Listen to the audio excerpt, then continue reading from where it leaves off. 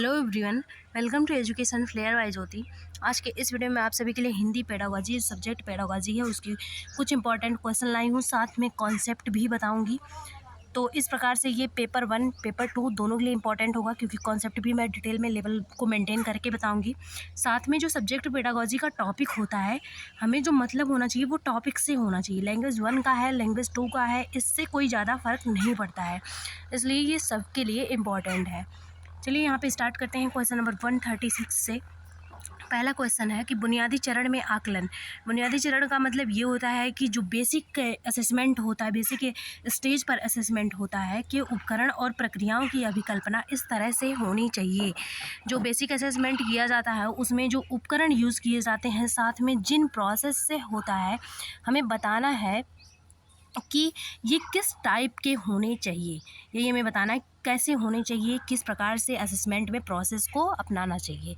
तो इसका आंसर ऐसे मिलेगा। मान लीजिए जो टीचर होता है वो जब पढ़ा रहा होता है स्टूडेंट को, तो क्या बोला जाता है कि जो स्टूडेंट का डेवलपमेंट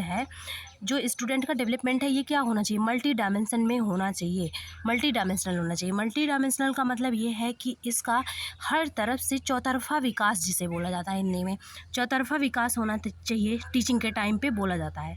तो जब आप मान लीजिए 10 पॉइंट को पढ़ा रहे हैं तो आप 10 का तो असेसमेंट लेंगे। तो इसी प्रकार से रिलेट करिए यहाँ पे कि जब आप चौतरफा विकास को लेकर टीचिंग प्रोसेस कर रहे हैं, मतलब कि आप स्पोर्ट पे भी ध्यान दे रहे हैं, आप उसके लैंग्वेज पे भी ध्यान दे रहे हैं, आप उसके सब्जेक्ट जो अलग अलग सब्जेक्ट होते हैं उनकी भी अपनी भाषा होती है, आपको पता ही है, मैथ है, साइंस है, आपकी अपनी अपनी सबकी भाषा होती है, उस पर ध्यान दे रहे हैं। आप उसका कॉग्निटिव डेवलपमेंट कर रहे हैं, मतलब कि माइंड का डेवलपमेंट कर रहे हैं, साथ में उसका कम्युनिकेशन स्किल का भी डेवलपमेंट कर रहे हैं, साथ में उसका जो बिहेवियर है उस पर भी, मतलब मोरल डेवलपमेंट, नैतिकता वाली चीज़ें, इस पर भी आप काम कर रहे हैं। मतलब इस टाइप से आप टीचिंग कर रहे हैं कि ये सारे डेवलपमेंट हो रहे हैं बच्चे के। तो क्या ये सारे डेवलपमेंट कितने हुए, ये जानना ज़रूरी होगा या नहीं होगा? तो यस, ये जानना भी ज़रूरी होगा, क्योंकि जब पढ़ा रहे हैं हम जिन चीज़ों को, हमें पता होना चाहिए कि ये बच्चे ने कितना सीखा। तो ये कब होगा? जब हम सारे आयामों का क्या करेंगे, असेसमेंट करेंगे। मतलब कि जो असेसमेंट होगा, इससे यही कंक्लूज़न निकलता है कि जो असेसमेंट होगा वो भी क्या होगा, मल्टी डायमेंशनल होगा, क्योंकि हम टीचिंग प्रोसेस ही मल्टी डायमेंशनल को लेके कर रहे हैं। तो क्या होना चाहिए इसमें, अगर हिंदी में बोला जाए तो ये होना चाहिए कि जो उसके अधिगम अनुभव है, अधिगम का मतलब सीखना होता है, जो सीखने का अनुभव है वो क्या होना चाहिए, वो विस्तार, उसका विस्तार होना चाहिए। इस प्रकार से आपका असेसमेंट होना चाहिए, क्योंकि हम टीचिंग में इसी पर्पज़ को लेके चलते हैं कि मल्टी डायमेंशनल में बच्चे का डेवलपमेंट हो। तो जो जब हम मल्टी डायमेंशनल पर वर्क कर रहे हैं, उसी प्रकार से हम टीचिंग कर रहे हैं, शिक्षण कार्य करवा रहे हैं, तो हम असेसमेंट भी उसी प्रकार से करेंगे, जिससे विस्तार से उसका अधिगम अनुभव पता चल पाए। तो इसमें क्या हो जाएगा, जांच पत्र परीक्षाएं, ये मोटिव नहीं होता। ऑप्शन नंबर सेकंड वाला यहाँ पे सही हो जाएगा। जो बच्चे के अधिगम अनुभव को क्या करे, का सहज विस्तार कर सके, अधिगम जो अनुभव है उनका विस्तार हो। थर्ड वाला ऑप्शन देखते हैं गलत क्यों है। बच्चे की प्रगति का उसके समग्र कक्षा प्रदर्शन के संदर्भ में वर्णन और विश्लेषण। प्रदर्शन के लिए हम असेसमेंट नहीं करवाते हैं कि रैंक देना अगर कहीं पे रहे, लेवल देना और ग्रेड देना, ये सारी चीज़ें क्या हैं, ये सारी चीज़ें निगेटिव टैग वर्ड में आती हैं। तो प्रदर्शन भी इसके लिए नहीं कर रहे हैं। फिर अध्यापक सभी विद्यार्थियों की उपलब्धि का आकलन, गलत है। ऑप्शन में सेकंड वाला सही हो जाएगा। असेसमेंट भी मल्टी डायमेंशन में लेके चलेंगे। फिर है क्वेश्चन नेक्स्ट है 137 नंबर। बच्चों का संज्ञानात्मक विकास, जो कॉग्निटिव डेवलपमेंट होता है। संज्ञानात्मक विकास किसे कहते हैं? जो स्टूडेंट नए हैं जान लीजिए, संज्ञानात्मक विकास ऐसा विकास होता है जिसमें बच्चे के सोचने की क्षमता का विकास हो, सोच का, विचार का विकास हो, तर्क करने की क्षमता का विकास हो। मतलब कि आप अपने माइंड से जो भी फिजिकल एक्टिविटी को हटा दीजिए, आप अपने माइंड से जो भी वर्क कर रहे हैं, किसी प्रॉब्लम को सॉल्व कर रहे हैं, किसी क्वेश्चन का आंसर दे रहे हैं, वो सारे विकास किस में आ जाएंगे, कॉग्निटिव डेवलपमेंट में, मतलब संज्ञानात्मक विकास में आ जाएंगे। और संज्ञानात्मक विकास का थ्योरी किसने दिया था? जीन पियाजे ने दिया था। इस बात को याद रखिएगा। 4 स्टेजेस मैं पढ़ाई हूँ CDP में। फिर देखते हैं यहाँ पे, और भाषा, ये दोनों किस प्रकार से संबंधित है, यही बोला जा रहा है। जीन पियाजे यही बोलते हैं कि पहले संज्ञानात्मक विकास होता है, फिर भाषा का विकास होता है। मतलब संज्ञानात्मक विकास को एक दिन मैं बताई थी, इसको विचार भी बोल सकते हैं। ये ऐसे यही बोलते हैं कि पहले विचार आता है, फिर भाषा का विकास होता है। देखते हैं, उद्दीपक प्रतिक्रिया संबंध के सिद्धांत और अनुकरण की प्रक्रिया से संबंधित है। फिर है, ये गलत है। ये उद्दीपन और अनुक्रिया के सिद्धांत, अनुकरण की प्रक्रिया से संबंधित नहीं होता है। फिर है मनुष्य के सहजात उपकरण उसके द्वारा भाषा में निपुणता प्राप्त करता है, ये भी नहीं है। संज्ञानात्मक विकास केवल निपुणता भाषा में प्राप्त करना इतना ही काफ़ी नहीं होगा। विकास से कोई संबंध नहीं, गलत है। विकास से इसका संबंध होता है उस संस्कृति और समुदाय से घनिष्ठ रूप से संबंधित है, बिल्कुल सही है। जहाँ पे भी भाषा विचार दिया जाए या फिर आपका संज्ञानात्मक विकास और भाषा दिया जाए, वहाँ पे आपको यही आंसर हमेशा लगाना है कि ये दोनों एक दूसरे से इंटर रिलेटेड होते हैं, वो भी डीपली इंटर रिलेटेड होते हैं, मतलब कि घनिष्ठ रूप से संबंधित होते हैं, तो इनका संबंध आपस में होता है। ऑप्शन नंबर 4 वाला यहाँ पे सही हो जाएगा, जैसे वंशानुक्रम और वातावरण का होता है डेवलपमेंट में। फिर क्वेश्चन नंबर 138 है यहाँ पे, कोई भी व्यक्ति जिसके द्वारा सर्वाधिक उपयुक्त तरीके से द्वितीय भाषा सीख सकता है। सेकंड लैंग्वेज यही तो बोला गया है कि द्वितीय भाषा को वो सर्वाधिक उपयुक्त तरीके से सीख सकता है। कब सीख सकता है? जब उसको अच्छा एनवायरनमेंट दिया जाए, परिवेश दिया जाए। परिवेश जो होता है वो लैंग्वेज एक्विजिशन, जिसे अर्जन बोला जाता है। ये क्वेश्चन बनता है भाषा अर्जन और भाषा जो अधिगम होता है, अधिगम को मैं सीखना लिख रही हूँ। ये दोनों में एनवायरनमेंट जो परिवेश होता है ये दोनों में वर्क करता है। यही एनवायरनमेंट ही पूछा जाता है क्या दोनों में कॉमन है, क्या दोनों में होना ही होना चाहिए, तो एनवायरनमेंट दोनों में होना ही होना चाहिए। जबकि यहाँ पे कॉपी किताब या फॉर्मल तरीके से सिखाने की ज़रूरत नहीं होती, जबकि यहाँ पे एनवायरनमेंट के साथ साथ प्लस लग जाता है। यहाँ पे बुक्स वगैरह चाहिए, फॉर्मल तरीके चाहिए, तो यही होते हैं यहाँ पे दोनों में, ये कॉमन होता है परिवेश। अब हम देखते हैं आंसर क्या होगा। तृतीय भाषा सीख सकता है किसमें? ऐसी कक्षा जहां आप व्याकरण पर ध्यान केंद्रित करते हैं और अध्यापक से सहायता प्राप्त करते हैं। व्याकरण पर क्या ध्यान केंद्रित करने से बच्चा सीख पाएगा? नहीं। फिर है अपने समाज में सहजात, समाज आ गया ना, समाज जहां आए, समाज ही तो परिवेश है, समाज ही तो एनवायरनमेंट है, तो यही हो गया ऑप्शन नंबर सेकंड वाला यहाँ पे सही हो जाएगा।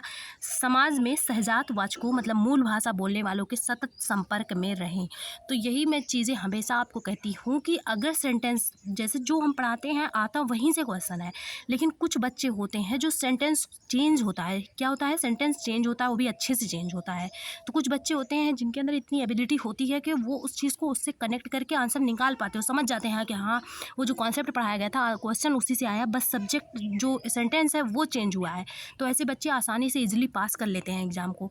और ये चीज़ें आप हमारे साथ क्लास में बने रहिए, मैं आपको बिल्कुल स्मार्ट बना दूंगी सोचने के तरीके से, किस प्रकार से ऑप्शन आपको देखना है, किस प्रकार से पढ़ना है और किस प्रकार से भाषा जो चेंज हो रही है, जो सेंटेंस एग्जामिनर चेंज कर रहे हैं उस चीज़ को कैसे पकड़ना है, कैसे रिलेट करके आंसर देना है। आप मेरी क्लास में अगर कुछ नहीं कर पा रहे हैं, अगर मेरी क्लास में जितनी क्लासेस हो रही हैं हुक कर लेते हैं, तो भी आप अगर पेपर 1 है पास हो जाएंगे 100% मान के चलिए। साथ में पेपर 2 के लिए भी, क्योंकि चेंज नहीं होता, लैंग्वेज 1 लैंग्वेज 2 और CDP सारे कॉमन ही होते हैं।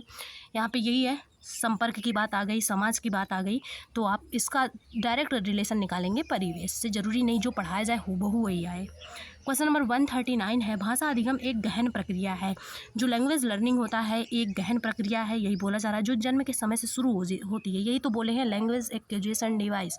ये कौन बोला है? चॉम्स्की बोले हैं, उन्हीं से तो आया है ये सिद्धांत। यही कहती हूँ कि रिलेट करना सीखिए, जन्म से शुरू होती है। जैसे ही आप ये वर्ड देखें तुरंत आपको जानना चाहिए कि ये कौन बोला है, ये चॉम्स्की बोले हैं। तो इस कथन से जब किसी साइंटिस्ट का कोई कथन होता है तो वो सही लगे या ना नहीं लगे, उससे जो है क्या होना चाहिए, वो चीज़ें मानी ही जाती हैं। तो यही है, भाषा अधिगम एक गहन प्रक्रिया है जो जन्म के समय से शुरू होती है और क्या होती है, जीवन पर्यंत चलती रहती है। क्या आप इस कथन से सहमत हैं? तो यहाँ पे बताना है कि क्या इस कथन से सहमत हैं या फिर असहमत हैं। तो यहाँ पे दे दिया गया कि एक गहन प्रक्रिया है। क्या ये बहुत टफ प्रोसेस है? नहीं, बच्चे तो इजीली भाषा सीख लेते हैं। बच्चे क्या करते हैं, इजीली भाषा सीख लेते हैं। बहुत गहन प्रक्रिया नहीं है भाषा अधिगम जो होता है, वो अधिगम बोला जा रहा है, अर्जन नहीं बोला जा रहा है। तो भाषा को सीखने का जो अधिगम वाला होता है वो जन्म के समय से नहीं शुरू होता है, ये क्लास वाले टाइम से शुरू होता है। तो ये इस कथन से असहमत हो जाएगा। यही आपको यहाँ पे अंतर निकालना था। 139 का सेकेंड वाला सही हो जाएगा। मैं इस कथन से असहमत हूँ, क्योंकि यहाँ पे अधिगम दिया गया है ना कि अर्जन दिया गया है। और जो चॉम्स्की बोले हैं वो बोले हैं अर्जन, वो अर्जन की बात किए हैं कि ये जन्म से शुरू होता है, जो अधिगम है वो क्लासरूम से शुरू होता है। नेक्स्ट क्वेश्चन नंबर 140 है। यहाँ पे कक्षा में छोटे बच्चों के लिए मुद्रित पाठ्य पुस्तकों के साथ साथ श्रव्य पुस्तकें और छोटे बच्चों की स्पर्शग्राही योग्यताओं का विकास करने वाली, यहाँ पे होगा योग्यताओं का इस्तेमाल करने वाली पुस्तकें होनी चाहिए, क्योंकि छोटे बच्चे जो होते हैं वहाँ पे बोला जा रहा है कि जो इनके पुस्तक होते हैं वो कैसे होने चाहिए, श्रव्य होने चाहिए, साथ में स्पर्श करने वाले भी होने चाहिए। तो क्या है, ऐसी पुस्तकें होनी क्यों चाहिए, यही हमें बताना है। तो ऐसी पुस्तकें इसलिए होनी चाहिए, जो छोटे बच्चे होते हैं उनके बुक्स के बारे में बताया जाता है कि इसमें विविधता होनी चाहिए। ये हमेशा मैं बताती हूँ कि इसमें क्या होनी चाहिए, विविधता होनी चाहिए। विविधता के बाद अगर बात की जाए तो यहाँ पे जो विविधता है उसमें क्या मतलब है, मतलब यहाँ पे गद्य भी होना चाहिए, पद्य भी होना चाहिए, और साथ में ऐसी विविधता होनी चाहिए जो बच्चों को क्या करें, बच्चों को आसानी से सीख सकें, बच्चे आसानी से सिखा सकें। इस टाइप से विविधता होनी चाहिए, सारी चीज़ें इंक्लूड होनी चाहिए उसमें। और भी जो सब्जेक्ट होते हैं जैसे कि हिंदी भले ही है, लेकिन इसमें मैथमेटिक्स का जो भाषा है आपका ये भी होना चाहिए। साइंस के भी कुछ वर्ड होने चाहिए। तो यही बोला जाता है कि इसी को तो बोलते हैं इंटीग्रेटेड करिकुलम, मतलब कि एक इंटीग्रेटेड जो बोला जाता है, इंटीग्रेटेड करिकुलम मतलब कि इसे बोला जाता है हिंदी में पाठ्यचर्या समाकलित, ऐसे करके कुछ बोला जाता है इंटीग्रेटेड को। तो इसका ये जो पाठचर्या होता है इसमें यही कहा जाता है, आप इसका मतलब सीखिएगा कि इसमें यही कहा जाता है कि भले ही एक सब्जेक्ट पढ़ाया जा रहा हो, लेकिन उसमें जो अदर सब्जेक्ट होते हैं जैसे कि मैथ है, साइंस है, हिंदी पढ़ा रहे हैं आप, उसके भी कुछ वर्ड, कुछ भाषाएँ होनी चाहिए। यही है इंटीग्रेटेड करिकुलम। तो यहाँ पर हम देखते हैं कौन सा ऑप्शन यहाँ पर सही है। कक्षा में तो यहाँ पे कहा किया जा रहा है कि अगर अलग अलग चीज़ों को बोल रहा है कि ये अलग अलग चीज़ें, इसमें समावेश होना चाहिए अलग अलग चीज़ों का, तो यही कहा जा रहा है कि मतलब विविधता होनी चाहिए। और यही पूछा जा रहा है कि इस विविधता का रीज़न क्या है, क्यों विविधता होनी चाहिए, हमें यही आंसर देना है। पहला है, कक्षा में विविधता आती है और बच्चों को विविधता बहुत पसंद है। कभी भी कोई भी अगर ऐसे ऑप्शंस आपको दिए रहें कि बच्चों को ये बहुत पसंद है, एक्टिविटी जैसे दे दिया गया, मान लीजिए एक्टिविटी जिसे गतिविधियाँ बोला जाता है, गतिविधि दे दिया गया और बोला गया कि ये इसलिए करवाना चाहिए क्योंकि बच्चों को बहुत पसंद है, बच्चों को आनंद आता है, तो ये ऑप्शन गलत होता है, ये सही नहीं होता। ये सही तो हालांकि हम देखेंगे रियल लाइफ में तो लगता है कि हाँ सही है, लेकिन ये सही नहीं होता। पढ़ाने लिखाने वाले जैसे कि आपके एग्जाम के भाषा में ये सही नहीं होता, ये गलत ऑप्शन होता है, इसको नहीं आंसर लगाना है। तो हम देखते हैं यहाँ पे पसंद है, गलत है। फिर है, यह अध्यापकों को आकलन के लिए असेसमेंट पर्पज़ नहीं होता है, पहले तो लर्निंग करवा पाए फिर असेसमेंट होगा। विविधता वाले शिक्षार्थियों तक पुस्तकें अधिक सुलभ बनाती हैं। जो विविधता वाली पुस्तकें होती हैं वो क्या करती हैं, लर्निंग का जो प्रोसेस होता है, मतलब कि शिक्षण का जो कार्य होता है, इसको क्या करती हैं, सुलभ बनाती हैं, सुलभ बनाती, ईजी बना देती हैं, ठीक है। इसीलिए विविधता ऐड होनी चाहिए। फिर देखते हैं हम, क्वेश्चन 141 है यहाँ पे, एक अध्यापक ने कक्षा 5 के विद्यार्थियों को शीघ्रता से कहानी पढ़ने और उसके बाद 4 चित्रों को क्रम से लगाने को कहा। यहाँ पे कौन सी स्किल्स हो रहे हैं, पहले वो कहानी को पढ़ने के लिए कह रहे हैं, पहले पढ़ने के लिए। और एक दिन मैं पढ़ा रही थी तो मैं बोली थी कि जो फर्स्ट होता है वही आंसर होता है। पहले क्या बोला जा रहा है यहाँ पे, पहले बोला जा रहा है यहाँ पे कि पढ़ना, पहले यही बोला जा रहा है ना कि पढ़ना। तो यहाँ पे किस पे ज़्यादा फोकस रहेगा आपके आंसर में, पठन पे।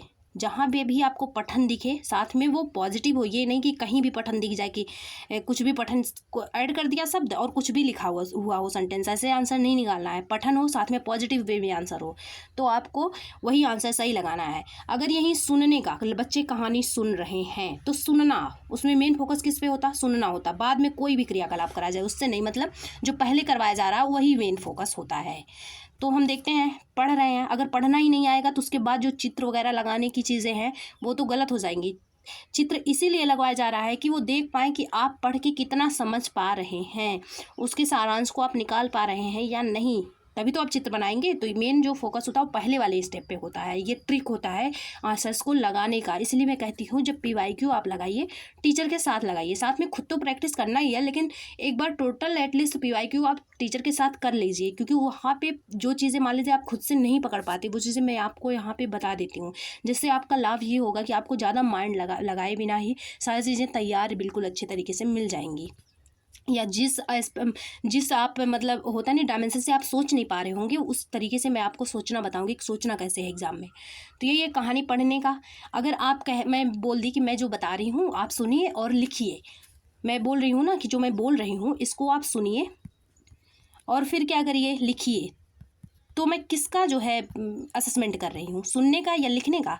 सुनने का कर रही हूँ, क्योंकि आप जब सुन पाएंगे तभी आप लिख पाएंगे। मुझे लिखने से तो मतलब ही नहीं है यहाँ पे, मुझे तो मतलब सिर्फ इसी से है कि आप सुने कि नहीं सुने, क्योंकि आप सुने होंगे तभी लिखेंगे। तो ये पहला वाला आंसर सही होता है। चित्र कार्डों को क्रम से लगाना, ये गलत है। ये सेकंड पे, पहले तो पढ़ना है। सारांशिकरण के लिए पठन का अभ्यास कराना, ऑप्शन नंबर सेकंड वाला यहाँ पे सही हो जाएगा। आप कहेंगे कि आप अभ्यास यहाँ पे दिया, अभ्यास गलत टैग वर्ड होता है, लेकिन एक बार इसका मीनिंग तो देखिए कि किस वे में यूज़ किया गया है। एकदम अंधे होकर आंसर नहीं लगाना है। विशिष्ट सूचना जानने के लिए पठन का अभ्यास करना, ऐसा नहीं है, सारांश जानने के लिए होगा। ऑप्शन नंबर सेकंड वाला यहाँ पे सही हो जाएगा। नेक्स्ट क्वेश्चन देखते हैं, क्वेश्चन नंबर 142 है यहाँ पर। इस प्रकार के पठन के कुछ अधिगम उद्देश्य और कार्य हैं। फिर है, कोई पठन है, पठन कार्य हो रहा है, उसकी क्वालिटी बताई गई है कि इस प्रकार ये जो पठन होता है, पठन के जो प्रकार होते हैं उसकी क्वालिटी बताई गई है। ये पठन है जिसके कुछ उद्देश्य होते हैं और कार्य होते हैं, ऐसा कौन सा पठन होता है। फिर देखते हैं, विद्यार्थियों से अपेक्षा रहती है कि वे विषय वस्तु को विस्तार से ध्यानपूर्वक पढ़ें। जब आपको ध्यान दे दिया गया तो ध्यान ही क्या है, गहन है। ध्यान को ही अगर ध्यानपूर्वक पढ़ना, अटेंशन लगा के पढ़ना, यही गहन है और यही इंग्लिश में बोला जाएगा, यही है डीपली रीडिंग। सावधानी पूर्वक पढ़ें, ध्यान भी ऐड किया गया, साथ में सावधानी भी ऐड की गई, मतलब सावधानी नहीं हटनी चाहिए, एकदम पूरा फोकस वहीं होना चाहिए, तो गहन पठन हो जाएगा। ऑप्शन नंबर सेकंड वाला यहाँ पे सही हो जाएगा, गहन पठन है। आनंद के लिए पढ़ना, कैसे भी पढ़ते जाइए। निर्देशित पठन का मतलब ये होता है कि टीचर साथ साथ में अर्थ बता रहे हैं, जैसे कि आप देखे होंगे संस्कृत खास करके ऐसे ही पढ़ा जाता है, आप एक लाइन पढ़े, टीचर अर्थ बता देती हैं।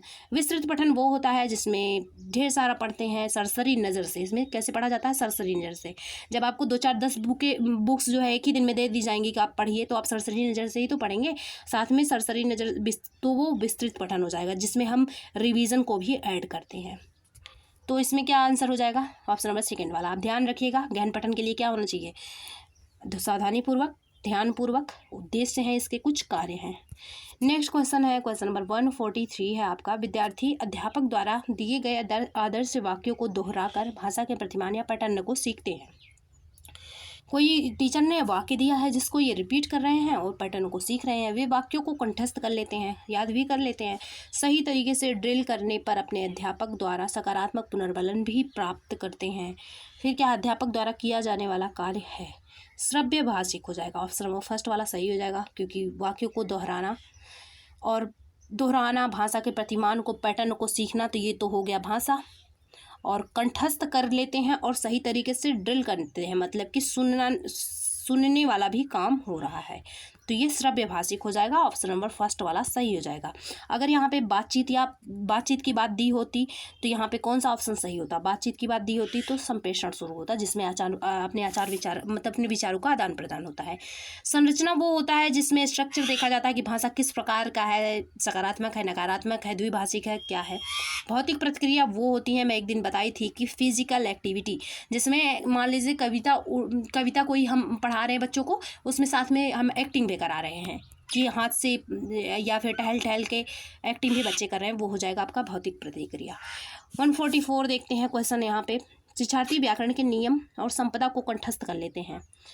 ये अधिकांश कार्य मातृभाषा में हो रहा है। भाषा अध्यापक द्वारा अपनी कक्षा में किस विधि का प्रयोग किया जा रहा है।